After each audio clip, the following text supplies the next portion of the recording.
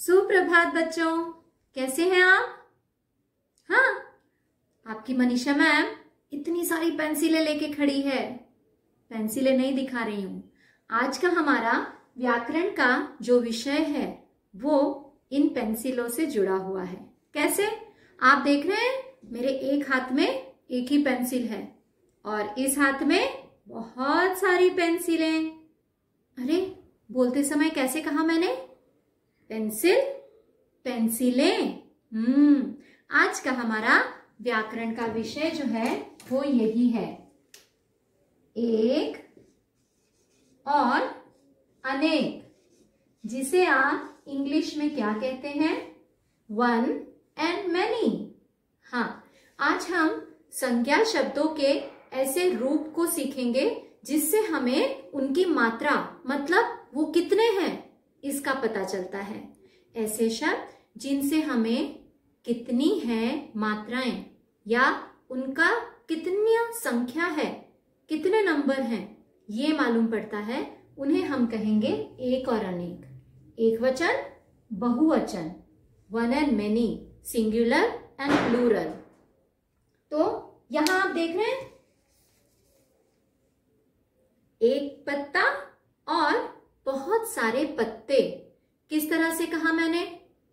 पत्ता, पत्ते, है ना? या फिर पत्ती, पत्तियां।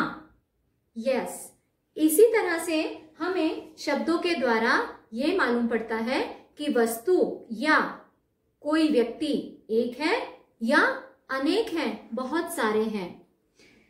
आज हम ऐसे ही कुछ शब्दों को सीखेंगे। जैसे अभी मैंने कहा पत्ता, पत्ता एक, लेकिन जब बहुत से हो जाते हैं, एक से ज्यादा हो जाते हैं, तो हम इसे कहेंगे पत्ते। यहां देख रहे हैं आप, जब एक था तब उसमें आ की मात्रा लगी थी और जब वो अनेक हो गए, एक से ज्यादा हो गए, तो एक ही मात्रा आ गई, आ की हट गई। आपको भी इन्हीं बातों का ध्यान रखना है। उसी तरह से मेरे पास में ये बीड्स हैं, ठीक है? ये एक है और ये बहुत सारे हैं, है ना? वैसे ही आपके पास में गेंद होगी खेलने के लिए, है ना? उसे कैसे लिखेंगे? एक है तो गेंद और एक से ज्यादा है तो गेंदे, जिसे आप इंग्लिश में बॉल्स कहते हैं, गेंदे। गेंदे लिखते समय एक ही मात्रा आ गई है और उसके साथ में एक छोटा सा डॉट भी आ गया है, ठीक है? आपको इन बातों का हमेशा ध्यान रखना है। उसी तरह से और शब्द सीखते हैं हम एक और अनेक वचन के। अब जैसे आपके घर में हवा देने के लिए पंखा होगा, एक पंखा। लेकिन अगर एक ही कमरे में एक से ज्यादा हो तो क्या होगा? यहां पर भी ख में आ की मात्रा हट जाएगी और ए की मात्रा आ जाएगी। एक पंखा और अनेक क्या हो गए? पंखे। उसी तरह से अगर बॉयज के बारे में बात की जाए, मतलब व्यक्तियों के बारे में, तो एक होता है लड़का, अगर सिर्फ एक लड़का है, और अगर एक से ज्यादा है तो क्या हो जाएगा? फिर से आ की मात्रा हट के ए की मात्रा आ जाएगी, लड़के, ठीक है? वैसे ही आपके पास में किताबें भी बहुत सी होती हैं, है ना? तो एक किताब,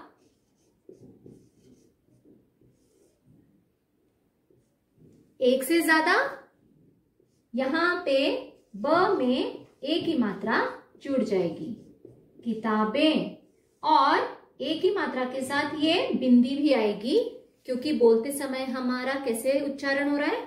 किताबें, ठीक है? अनुनासिक आ रहा है, नाक में आवाज आ रहा है।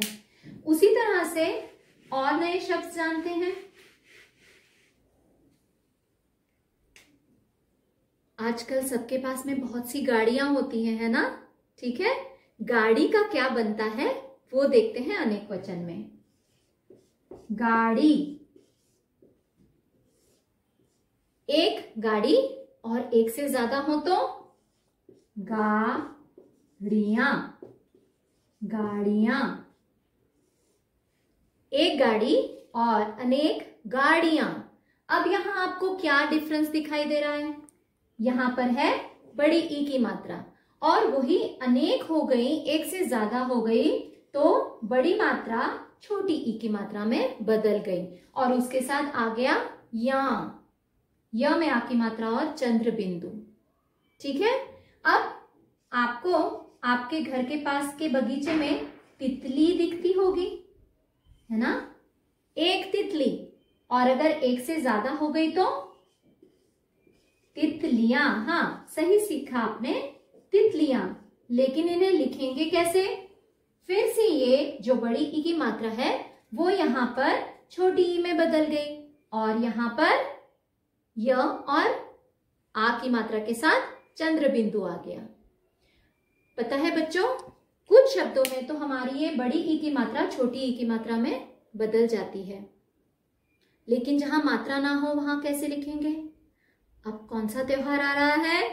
आप लोगों का फेवरेट फेस्टिवल दिवाली। और दिवाली में क्या बनाती है मम्मी? मिठाई। तो मिठाई कैसे लिखेंगे? एक मिठाई, ऐसे लिखा जाता है मिठाई। और जब बहुत सारी बना लेगी, एक से ज्यादा, तो क्या लिखेंगे? मिठाइयां। लेकिन लिखा कैसे जाएगा? ऐसे। यहां पर ये बन गई है छोटी ई। ठीक है। इसी तरह से आप और बहुत सारे एक और अनेक वचन के शब्दों को सीखिए और अपना कॉपी का कार्य पूरा कीजिए।